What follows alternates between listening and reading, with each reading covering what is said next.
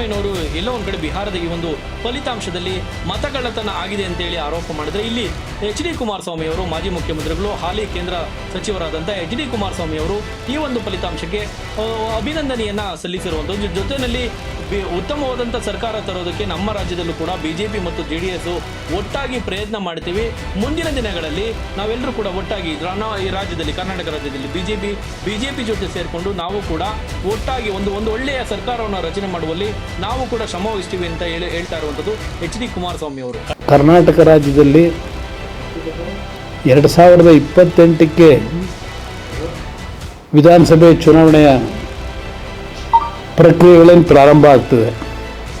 ಇವತ್ತಿನ ಬಿಹಾರದ ಚುನಾವಣಾ ಫಲಿತಾಂಶ ಕರ್ನಾಟಕದಲ್ಲಿ ಮರುಕಳಿಸುತ್ತೆ ಅಂತಕ್ಕಂಥದ್ದು ನನ್ನ ಅಭಿಪ್ರಾಯ. ರಾಜ್ಯದಲ್ಲಿ ಕಳೆದ 2.5 ವರ್ಷದ ಕಾಂಗ್ರೆಸ್ನ ಆಡಳಿತದಿಂದ ರಾಜ್ಯದ ಅಭಿವೃದ್ಧಿಗೆ ಈ ಒಂದು ರಾಜ್ಯದ ಸರ್ಕಾರ ಸಂಪೂರ್ಣವಾಗಿ ನಿರ್ಲಕ್ಷ್ಯ ಮಾಡಿರ್ತಕ್ಕಂಥದ್ದು ಒಂದು ಕಡೆ. ಕಳೆದ 2.5 ವರ್ಷದಲ್ಲಿ ನಾಯಕತ್ವದ ಬದಲಾವಣೆಗೆ ಸಂಬಂಧಪಟ್ಟಾಗೇನೆ ಪ್ರತಿದಿನ ಪ್ರತಿ ಕ್ಷಣ ಆ ಪಕ್ಷದಲ್ಲಿ ನಡೀತಾ ಇರ್ತಕ್ಕಂಥ ಬೆಳವಣಿಗೆ ಏನಿದೆ, ಜನತೆಯಲ್ಲಿ ನಿಜಕ್ಕೂ ಭ್ರಮನಿರಸರಾಗಿದ್ದಾರೆ. ನಿರೀಕ್ಷೆಯಿಂದ ಕೊಟ್ಟಂಥ ಮತ ಏನಿದೆ, ಜನತೆಗೆ ದ್ರೋಹ ಮಾಡಿದ್ದಾರೆ. ಈ 2.5 ವರ್ಷದ ಅವರ ಆಡಳಿತ ನೋಡಿದಾಗ ಕರ್ನಾಟಕದ ಜನತೆಯೂ ಸಹ ಚುನಾವಣೆ ಎಂದು ಬರುತ್ತೆ ಅಂತಕ್ಕಂಥದ್ದನ್ನು ಕಾಯ್ತಾ ಇದ್ದಾರೆ. ಖಂಡಿತವಾಗ್ಲೂ ಇದೊಂದು ದೊಡ್ಡ ಬ್ರೇಕಿಂಗ್ ನ್ಯೂಸ್ ಅಂತ ಹೇಳ್ಬೇಕು ನೀವು. ಖಂಡಿತ ಇವಾಗ ಒಂದು ನೀತಿ ಪಾಠ, ಮುಂದುವರೆದ ಪಾಠವಾಗಿ ಇವತ್ತು ಕುಮಾರಸ್ವಾಮಿ ಅವರು ಈ ರೀತಿಯ ಒಂದು ಸ್ಟೇಟ್ಮೆಂಟ್ ಕೊಟ್ಟಿರುವಂತ ಕಾರ್ಯಕರ್ತರಿಗೆ ಒಂದು ಸಂದೇಶ ಇದು. ಕಾರ್ಯಕರ್ತರಿಗೆ ಒಂದು ಸಂದೇಶ, ಉತ್ಸಾಹ ಮೂಡಿಸಿದ್ದಾರೆ. ಬಿಜೆಪಿನಲ್ಲೂ ಇದ್ರ ಕುರಿತು ಒಂದಷ್ಟು ಮೇಜರ್ ಸರ್ಜರಿ ಆಗ್ಬಹುದು. ಖಂಡಿತವಾಗ್ಲೂ ಸರ್. ಇವಾಗ ನೀವು ಅಲ್ಲಿ ಬಂದು ಇವಾಗ ನೋಡಿದ್ರಿ, ಅಲ್ಲಿ JDU ಇದೆ, ಇಲ್ಲಿ JDS ಇದೆ, ಬಿಜೆಪಿ ಇದೆ.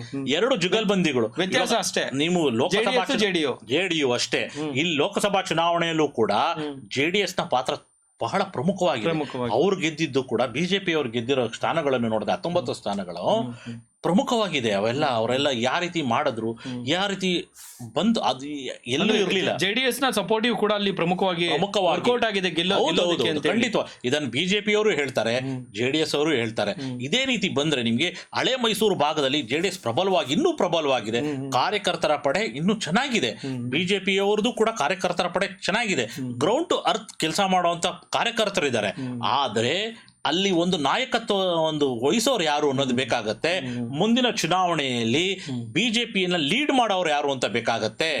ವಿಜೇಂದ್ರ ಅವ್ರು ಬರ್ತಾರಾ ಅಥವಾ ಅಶೋಕ್ ಅವ್ರು ಬರ್ತಾರಾ? ಸಾಮೂಹಿಕ ನಾಯಕತ್ವದಲ್ಲಿ ಚುನಾವಣೆ ಎದುರಿಸ್ತಾರ?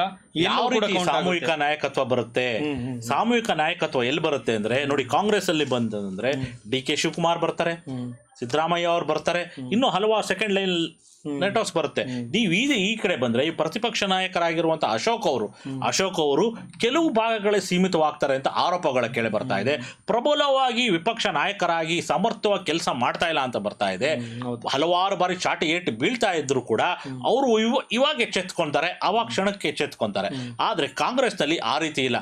ಪ್ರತಿಯೊಂದು ಹೇಳಿಕೆಯಲ್ಲೂ ಕೂಡ ಕೇಂದ್ರವನ್ನ ದೂಷಿಸುವಂತದ್ದು. ನೇರವಾಗಿ ಒಬ್ಬರು MLA ಡೈರೆಕ್ಟ್ ಆಗಿ ಪ್ರಧಾನಮಂತ್ರಿ ಹತ್ರ ಹೋಗ್ತಾರೆ, ಪ್ರಧಾನಮಂತ್ರಿಯನ್ನ ಟೀಕೆ ಮಾಡ್ತಾರೆ. ಅಂದ್ರೆ ಹೈಕಮಾಂಡ್ ಬಿಗಿ ಹಿಡಿತಾ ಇಲ್ಲ ಇಲ್ಲಿ ಅಂತೇಳಿ, ಬಾಯಿಗೆ ಲಂಗು ಲಗಾಮ್ ಹಾಕುವಂತ ನಾಯಕರುಗಳು ಇಲ್ಲ ಅಂತ ಹೇಳಿ ನೇರವಾಗಿ ಮಾತಾಡೋರು ಕಾಂಗ್ರೆಸ್ ಅಲ್ಲಿ ಇದ್ದಾರೆ.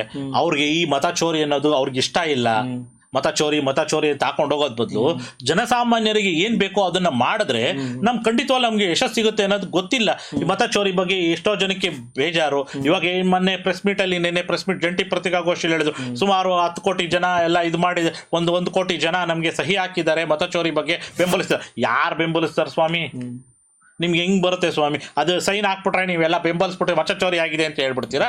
1 ಕೋಟಿ ನಿಮ್ ಮತ ಚೋರಿ ಆಗಿದೆ ಅಂತಂದ್ರೆ ಕಾಂಗ್ರೆಸ್ ಇಲ್ಲಿ 135 ಸ್ಥಾನ ಹೆಂಗ್ ಬಂತು? ಅಂದ್ರೆ ಒಟ್ಟಾರೆ ಸರ್, ಬಿಹಾರ ಚುನಾವಣೆಯ ಈ ಒಂದು ಫಲಿತಾಂಶ ಇಡೀ ರಾಷ್ಟ್ರ ರಾಜಕಾರಣಕ್ಕೆ ಒಂದು ರೀತಿ ನೀತಿ ಪಾಠವನ್ನು ಸಾರಿ ಹೇಳ್ತಾ ಇರುವಂಥದ್ದು. ಅದರಲ್ಲಿ ಪ್ರಮುಖವಾಗಿ ನಮ್ಮ ರಾಜ್ಯಕ್ಕೂ ಕೂಡ ಇದೊಂದು ರೀತಿ ನೀತಿ ಪಾಠ. JDS BJP ಕಾಂಗ್ರೆಸ್ಗೆ ಇದೊಂದು ರೀತಿ ನೀತಿ ಪಾಠ. ಇನ್ನು ಮುಂದಾದರೂ ಕಾಂಗ್ರೆಸ್ನಲ್ಲಿ ಈ ಒಳ ಜಗಳ, ಒಳ ಮುನಿಸು, ಏನು ನಾಯಕತ್ವಕ್ಕಾಗಿ ಕಿತ್ತಾಟ ಅಥವಾ ಅಧಿಕಾರಕ್ಕಾಗಿ ಏನು ಸಚಿವ ಸ್ಥಾನದ ಆಕಾಂಕ್ಷಿಗಳ ಆ ಒಂದು ಒಳ ಮುನಿಸು, ಜೊತೆಯಲ್ಲಿ ಪರ್ಸೆಂಟೇಜ್ ಹಗರಣಗಳು, ವಸತಿ ಇಲಾಖೆನಲ್ಲಾದಂಥ ಆ ಒಂದು ಏನು ಟೀಕೆ ಟಿಪ್ಪಣಿಗಳು, ಈ ಎಲ್ಲದರಿಂದಲೂ ಕೂಡ ಇಲ್ಲಿ ಕಾಂಗ್ರೆಸ್ ಪಾಠ ಕಲಿಬೇಕಾಗುತ್ತೆ. ಇನ್ನು ಮೊಗದೊಂದು ಕಡೆ BJPನಲ್ಲೂ ಕೂಡ ಇಲ್ಲೇನು ವ್ಯತ್ಯಾಸ ಏನಿಲ್ಲ.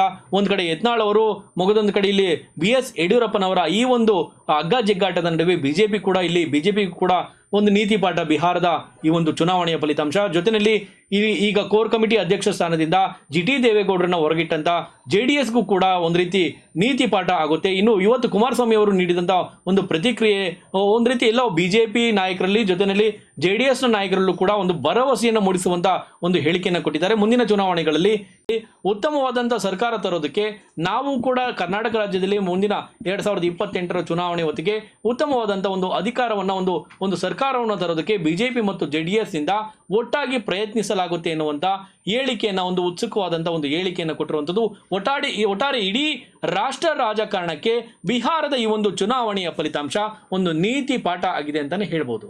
ಖಂಡಿತವಾಗ್ಲೂ ಇದೊಂದು ಚುನಾವಣೆಯಲ್ಲಿ ಏನು ಬಂದಿದೆ, ಮೈತ್ರಿಗೆ ಒಂದು ಜಯ ಸಿಕ್ಕಿದೆ. ಅದೇ ಮೈತ್ರಿ ಕರ್ನಾಟಕದಲ್ಲೂ ಆದರೆ ಖಂಡಿತವಾಗ್ಲೂ ನಾವು ಅಧಿಕಾರ ಚುಕ್ಕಾಣಿ ಹಿಡಿಬೋದು ಅನ್ನೋದು ಸ್ಪಷ್ಟ ಸಂದೇಶ ಬಂದಿದೆ. ಇಲ್ಲಿ ಕಾರ್ಯಕರ್ತರನ್ನ ಯಾವುದೇ ರೀತಿಯಲ್ಲೂ ಕೂಡ ಅವರನ್ನ ನೆಗ್ಲೆಕ್ಟ್ ಮಾಡಬಾರ್ದು, ಅವರನ್ನ ಕೈ ಬಿಡಬಾರ್ದು ಅಂತ ಪರಿಸ್ಥಿತಿ ಬರಬೇಕು.